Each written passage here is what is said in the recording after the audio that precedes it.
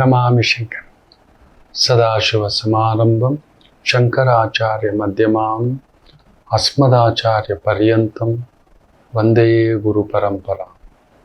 ಶ್ರುತಿ ಸ್ಮೃತಿ ಪುರಾಣಾನಾಂ ಆಲಯಂ ಕರುಣಾಲಯಂ ನಮಾಮಿ ಭಗವತ್ಪಾದಂ ಶಂಕರಂ ಲೋಕಶಂಕರಂ. ನಾಡಿನ ಸಮಸ್ತ ವೀಕ್ಷಕ ಬಂಧುಗಳ ಪಾದಾರವಿಂದಗಳಿಗೆ ನನ್ನ ಶಿರಸಾಷ್ಟಾಂಗ ನಮಸ್ಕಾರಗಳು. ಒಂದು ಮನೆ ನೆಮ್ಮದಿಯಾಗಿರಬೇಕೆಂದರೆ ನಮ್ಮ ಒಂದು ವೈದಿಕ ಧರ್ಮದಲ್ಲಿ ಕೆಲವು ಕಟ್ಟುಪಾಡುಗಳಿದ್ದಾವೆ. ಸದಾ ತೃಪ್ತಿ, ಅಲ್ಲೊಂದು ಎಂತೆಂಥದ್ದು ನೆಗೆಟಿವ್ಸ್ ಬರ್ತಲೇ ಇರುತ್ತೆ. ನಿತ್ಯ ಈ ಭವಸಾಗರದಲ್ಲಿ ನಾವು ಬಂದು ಒಂದು ಸಂಸಾರ ಸಾಗರದಲ್ಲಿ ಬರ್ತಲೇ ಇರುತ್ತೆ, ತೂಗಿಸುತ್ತೆ. ಸೊ ಅಂತಹದನ್ನ ತಡೆಯಲು ಒಂದು ಅದ್ಭುತವಾದಂಥ ಪರಿಷ್ಕಾರವನ್ನು ನಮ್ಮ ವೈದಿಕ ಧರ್ಮ ಹೇಳ್ಕೊಟ್ಟಿದೆ. ಯಾವ ಸ್ತ್ರೀ ಬೆಳಿಗ್ಗೆ ಎದ್ದ ತಕ್ಷಣ, ಸ್ನಾನ ಮಾಡಿದ ತಕ್ಷಣ ತುಳಸಿ ಕಟ್ಟೆಗೆ ಹೋಗಿ ಒಂದು ಸ್ಪೂನ್ ಹಾಲು ಹಾಕಿ ಅಲ್ಲೊಂದು ದೀಪ ಹಚ್ಚುತ್ತಾಳೋ, ನಮಸ್ಕಾರ ಹಾಕಬೇಕು. ಮೊದಲ ಕೆಲಸ. ಇನ್ಯಾವ ಕೆಲಸನೂ ಅಲ್ಲ, ಸೀದಾ ಸ್ನಾನ ಆಗಿದ್ದೆ ಸೀದಾ ಹೋಗ್ಬೇಕು, ತುಳಸಿ ಕಟ್ಟೆ ದರ್ಶನ. ಒಬ್ಬ ಪುರುಷ ಸೀದಾ ಸ್ನಾನ ಆಗಿದ್ದೆ ಹೋಗಬೇಕಾಗಿರೋದು ಎಲ್ಲಿ ಗೊತ್ತಾ? ಮನೆಯಲ್ಲಿರುವ ಮನೆಯ ದೇವರಿಗೆ, ಗೃಹ ದೇವರಿಗೆ, ಗೃಹಲಕ್ಷ್ಮಿ ಸ್ಥಾನಕ್ಕೆ. ನಿಮ್ಗೆ ಅಡಿಗೆ ಮನೆಯಲ್ಲಿ ಇಷ್ಟೇ ಜಾಗದಲ್ಲಿ ಇಟ್ಕೊಂಡಿರ್ಬೋದು, ಇಲ್ಲ ಭವ್ಯವಾಗಿ ಹತ್ತಡಿ ಕೂಡ ದೇವ್ರ ಮನೆ ಕಟ್ಕೊಂಡಿರೋರಿದ್ದಾರೆ. ಇದೆ, ಹತ್ತಡಿಯ ಭಗವಂತನನ್ನು ಕೂಡ ಕಟ್ಟಿಕೊಂಡಿದ್ದಾರೆ. ಇದೆ, ಬಂಗಾರದ್ದು, ಬೆಳ್ಳಿದು, ವಜ್ರ ವೈಢೂರ್ಯ ಖಚಿತ ದೇವತಾ ವಿಗ್ರಹಗಳನ್ನು ಇಟ್ಕೊಂಡಿರ್ಬೋದು. ಅವರವರ ಪ್ರಾಪ್ತು ಅದು.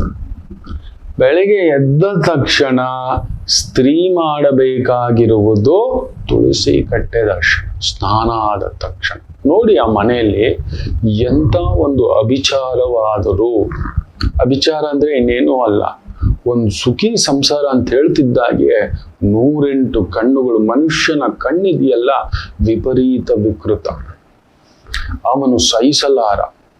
ಒಬ್ಬರು ಚೆನ್ನಾಗಿದ್ದಾರೆ ಅಂದರೆ ಮನುಷ್ಯನೇ ನರಮೇಧ ಮಾಡುವಂತ ವಿಕೃತ. ಅಬ್ಬಾ, ಮೇಲೆ ಮಾತ್ರ ತುಂಬಾ ಚೆನ್ನಾಗಿ ಮಾತಾಡ್ತಾನೆ, ಒಳಗಡೆ ಮಾತ್ರ ಅವನಷ್ಟು ಅಸೂಯಾಪರ ವ್ಯಕ್ತಿ ಇನ್ಯಾರೂ ಇಲ್ಲ. ಚೆನ್ನಾಗಿದಾರ, ನನಗ್ ಮೀರಿತ್ತು ಅನ್ನತಕ್ಕಂಥ ಒಂದು ಭಾವಾರ್ಥದ ವಿಚಿತ್ರಕಾರಿಯಾಗಿರತಕ್ಕಂಥ ಒಂದು ಶಕ್ತಿ.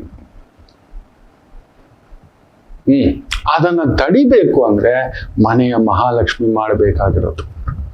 ಬರ್ತದೆ, ನೆಗೆಟಿವ್ಸ್ ಬರ್ತವೆ ಎಲ್ಲಿಂದಲೂ. ನಮಗೆ ಕಣ್ಣು ಕಾಣಿಸೋದು ಒಂದಾದ್ರೆ ಕಣ್ಣಿಗೆ ಕಾಣಿಸದ್ದು 100 ಇರುತ್ತೆ.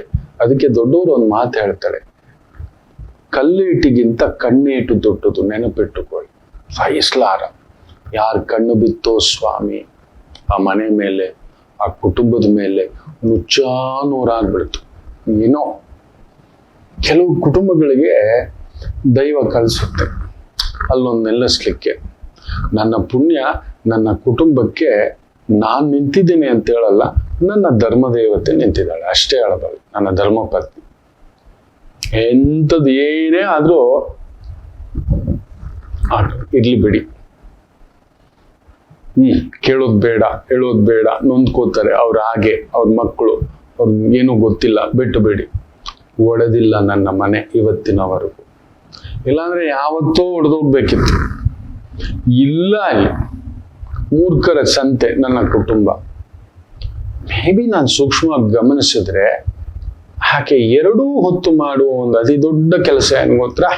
ಬೆಳಗ್ಗೆ ಎದ್ದ ತಕ್ಷಣ ಸ್ನಾನ ಆಗಿದ್ದೆ ತುಳಸಿ ಗಿಡದ ಹತ್ರ ಹೋಗ್ತಾಳೆ. ಅಮ್ಮ ಹೇಳ್ಕೊಟ್ಟಂತ ಸಂಕಲ್ಪ. ಸಂಧ್ಯಾಕಾಲ ಕಂಪಲ್ಸರಿ ಅಲ್ಲೊಂದು ದೀಪ ಇರುತ್ತೆ, ಅಲ್ಲೊಂದು ದೀಪ ಇದ್ದೇ ಇರುತ್ತೆ. ಹೊರಗಡೆಯಿಂದ ಹಿಂಗ್ ಬರ್ತೀನಲ್ವಾ, ನೀವು ನಂಬೋಲ್ಲ, ಆ ಒಂದು ತುಳಸಿ ಕಟ್ಟೆ ಆ ದೀಪ ನೋಡ್ತಿದ್ದಾಗೆ ಹಾಗೆ ಎಲ್ಲ ಮರ್ತ್ಬಿಟ್ಟಿರ್ತಾಳೆ, ಎಲ್ಲ ಮರ್ತೋಗುತ್ತೆ. ಸೀದಾ ನಾನ್ ಮಾಡೋ ಕೆಲಸ ಏನ್ ಹೇಳಿ? ಆ ಚಪ್ಪಲಿ ಬಿಟ್ಟು ಆ ಸೀದಾ ಹಿಂಗೆ ಒಳಗಡೆ ಹೋಗ್ತಿದ್ದಾಗೆ ದೇವ್ರ ಮನೆ. ಬಂದಿದ್ದೇನೆ ಸ್ವಾಮಿ, ವಾಪಸ್ ಬಂದಿದ್ದೇನೆ, ನಿನ್ನ ಅನುಗ್ರಹ ಅಂತ. ಬೆಳಿಗ್ಗೆ ಎದ್ದ ತಕ್ಷಣ, ಸ್ನಾನ ಆದ ತಕ್ಷಣ ಸೀದಾ ನಾನು ಹೋಗೋದು ದೇವರ ಮನೆಗೆ. ಪೂರ್ಣವಾಗಿ ಆ ಒಂದು ಕಡಿಮೆ ಅಂದ್ರೂ 7ರಿಂದ 10 ನಿಮಿಷ ಆ ಸಂಧ್ಯಾ ವಂದನೆಯ ಪೂಜೆ, ಮಂತ್ರಗಳು, ಜಪಗಳು, ಆರಾಧನೆ, ನಿವೇದನೆ, ದೇವಿ ಹತ್ರ ಭಿಕ್ಷುಕನಂತೆ ಕೇಳತಕ್ಕಂಥದ್ದಮ್ಮ ಒಂದಿನ ಕೊಟ್ಟಿದ್ದಿ ಅನ್ನತಕ್ಕಂಥದ್ದು ಇವತ್ತಿನವರೆಗೂ ನನ್ನನ್ನು ಕಾಪಾಡಿಟ್ಟಿದೆ. ಇದನ್ನ ತಿಳಿಸ್ಕೊಟ್ಟಂಥದ್ದು ನನ್ನ ಅಜ್ಜ. ಗಂಡಸು ಬೆಳಿಗ್ಗೆ ಎದ್ದು ಸ್ನಾನ ಆಗಿದೆ, ಅಷ್ಟ್ರ ಒಳಗಡೆ ಬೆಳಿಗ್ಗೆ ಎದ್ದು ಬಾಯಿ ತೊಳ್ಕೊಂಡು ಏನೇನು ಎಕ್ಸರ್ಸೈಸ್ ಮಾಡೋದು, ಯೋಗ ಮಾಡೋದು, ಇನ್ನೊಂದು ಮಾಡೋದು ಎಲ್ಲ ಮಾಡ್ಕೋ. ಬಟ್ ಸ್ನಾನ ಮಾಡಿದ ತಕ್ಷಣ ವಿಭೂತಿ ಹಚ್ಬೇಕು. ಬರೀ ಹಣೆಯಲ್ಲಿರೋ ಆಗಿಲ್ಲ, ತಿಲಕ ಇಟ್ಕೋಬೇಕು. ಅಜ್ಜ ಹೇಳ್ಕೊಟ್ಟಿದ್ದು. ಸತ್ಯ ಹಣ ಆಗುತ್ತಪ್ಪ, ನಿಮ್ಗೆ ಗೊತ್ತಿಲ್ಲ, ನೆಗೆಟಿವ್ಸ್ ರಾಹು ಬಂದ್ ಬಡಿಯುತ್ತಪ್ಪ.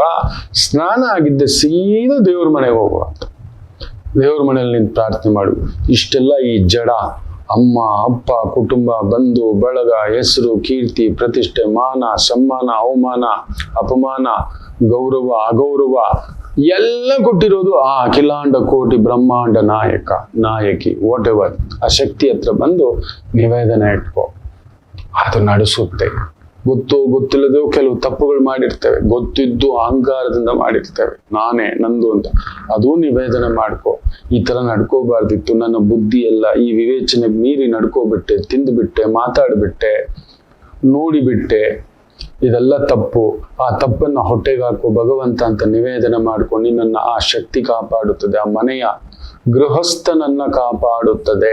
ಮನೆ ಯಜಮಾನ ಮಾಡಬೇಕಾದ ಮೊದಲ ಕರ್ತವ್ಯ ಸ್ನಾನ ಆಗಿದ್ದೆ ದೇವ್ರ ಮನೆಗೆ ಬಂದು ಆ ದೀಪ, ಮನೆಯ ಗೃಹ ಲಕ್ಷ್ಮಿ. ನಿಮ್ಮನೆ ಲಕ್ಷ್ಮಿ ನಿಲ್ಲಬೇಕೆಂದ್ರೆ ಈ ರೀತಿ ಮಾಡಿ. ನಿಮ್ಗೆ ಯಾವುದೇ ಒಂದು ಕೆಡುಕು ಬಂದರೂ ಕೂಡ ಕೊಡಲಿಯಷ್ಟು ಸಮಸ್ಯೆ ಉಗುರಲ್ಲಿ ಹೋಗುತ್ತೆ. ಏನಕ್ಕೆ 190 ಜನ ಸುಮ್ಮನೆ ಒದ್ದಾಡ್ತಿರ್ತಾರೆ ಅಂದ್ರೆ ಈ ರೀತಿಯ ಸಣ್ಣ ಸಣ್ಣ ನಿಯಮಗಳು ಮಾಡುವುದಿಲ್ಲ. ಸಣ್ಣದು ಹೊರಗಡೆ ಹೋಗೋ ಖಾಲಿ ಚಪ್ಪಲಿ ಹಾಕ್ತಿವಲ್ವಾ, ಬದಲಾಯಿಸಿ ನೋಡಿ, ಅಲ್ಲೊಂದು ಅದ್ಭುತ ನಡೆಯತಕ್ಕಂಥದ್ದಾಗುತ್ತದೆ.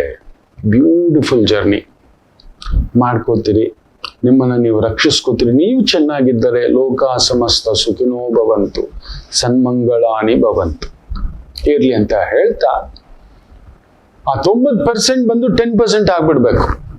ಎಲ್ಲರ ಮನೆಯಲ್ಲೂ ಆ ತುಳಸಿ ಗಿಡಕ್ಕೆ ಒಂದು ದೀಪ.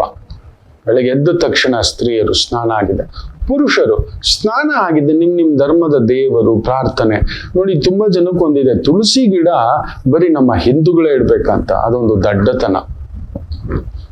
ನಮ್ಮ ವೈದಿಕತೆಯಲ್ಲೇ ಆಯುರ್ವೇದವೂ ಇದೆ.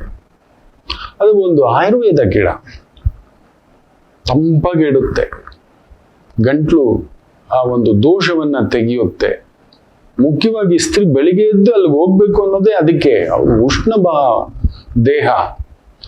ಏನಕ್ಕೆ ಎಕ್ಕದ ಗಿಡದ ಹತ್ರ ಸ್ತ್ರೀಯರನ್ನ ಹೋಗ್ಲಿಕ್ಕೆ ಬಿಡೋದಿಲ್ಲ? ಅದು ವಿಪರೀತ ಉಷ್ಣ, ಇನ್ನಷ್ಟು ಹೀಟ್ ಆಗ್ಬಿಡುತ್ತೆ, ಮೂಗ್ನಲ್ಲಿ ಬ್ಲಡ್ ಬಂದ್ಬಿಡುತ್ತೆ. ಎಷ್ಟೋ ಸ್ತ್ರೀಯರಿಗೆ ಮೆನ್ಸೆಸ್ಟ್ರಲ್ ಪ್ರಾಬ್ಲಮ್ ಇದೆ, ಓವರ್ ಫ್ಲೋ ಆಗ್ಬಿಡುತ್ತೆ ಅನ್ನತಕ್ಕಂಥದ್ದು, ಓವರ್ ಹೀಟ್. ಅದು ತುಂಬಾ ಒಂದು ಸಣ್ಣದಾಗಿ ಒಂದು ಬದಲಾವಣೆ, ತುಂಬಾ ಜನಕ್ಕೆ ಗೊತ್ತಿಲ್ಲ. ಇರ್ಲಿ ಅಂತ ಹೇಳ್ತಾ ಮಾಡ್ಕೋತೀರಿ. ಸೊ ಧರ್ಮದ ಬಗ್ಗೆ ನಾವು ಚರ್ಚೆ ಮಾಡೋದು ಬೇಡ. ಪ್ರಾರ್ಥನಾ ಮಂದಿರ ಅಂತ ಹೇಳುತ್ತಾನೆ. ಪ್ರತಿ ಪುರುಷರು ನಿಮ್ಮ ಪ್ರಾರ್ಥನಾ ಮಂದಿರಕ್ಕೆ ಹೋಗಿ ಪ್ರಾರ್ಥನೆ ಮಾಡ್ಕೊಳ್ಳಿ, ಸಾಕು, ಒಳ್ಳೇದಾಗ್ಲಿ ಅಂತ ಹೇಳ್ತಾ